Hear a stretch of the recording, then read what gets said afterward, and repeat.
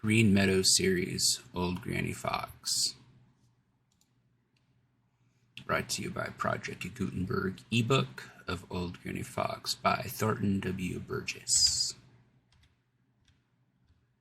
Chapter 1. Reddy Fox Brings Granny News. Pray, who is there who would refuse to bearer be of happy news? Old Granny Fox. Snow covered the green meadows and the green forest, and ice bound the smiling pool and the laughing brook. Reddy and Granny Fox were hungry most of the time. It was not easy to find enough to eat these days, and so they spent nearly every minute they were awake in hunting. Sometimes they hunted together, but usually one went one way and the other went another way, so as to have a greater chance of finding something. If either found enough for two, the one finding it took the food back to their home if it could be carried. If not, the other was told where to find it. For several days they had very little indeed to eat, and they were so hungry that they were willing to take almost any chance to get a good meal. For 2 nights they had visited Farmer Brown's hen house, hoping that they would be able to find a way inside. But the biddies had been securely locked up, and try as they would, they couldn't find a way in. "It's of no use," said Granny as they started back home after the second try, "to hope to get one of those hens at night. If we are going to get any at all, we will have to do it in broad daylight. It can be done, for I've done it before, but I don't like the idea.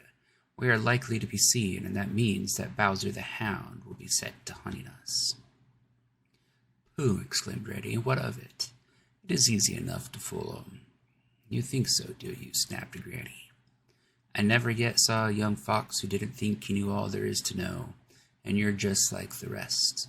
When you've lived as long as I have, you will have learned not to be quite so sure of your own opinions.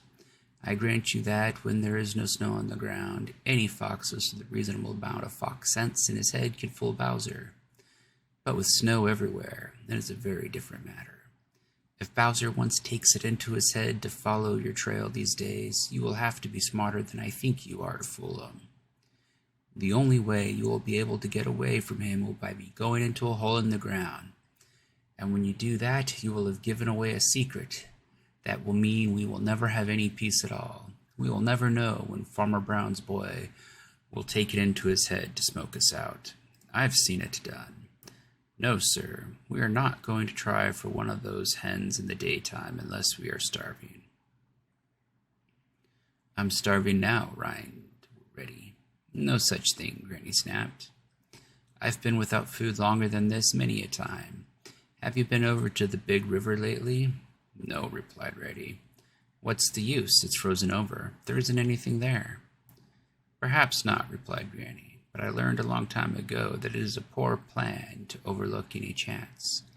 There is a place in the big river which never freezes because the water runs too swiftly to freeze, and I found more than one meal washed ashore there.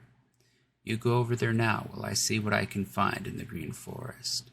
If neither of us finds anything, it will be time enough to think about Farmer Brown's hens tomorrow."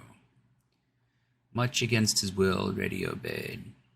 "It isn't the least bit of use," he grumbled as he trotted towards the big river. "There won't be anything there. It's just a waste of time."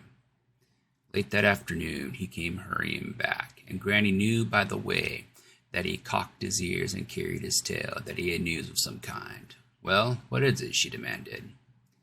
"I found a dead fish that had been washed ashore," replied Reddy. "It wasn't big enough for two, so I ate it." "Anything else?" asked Granny. "No," replied Reddy slowly. "That is, nothing that will do us any good. Quacker the wild duck was swimming about out in the open water, but though I watched and watched, he never once came ashore." "Ha!" exclaimed Granny. "That is good news. I think we'll go duck hunting."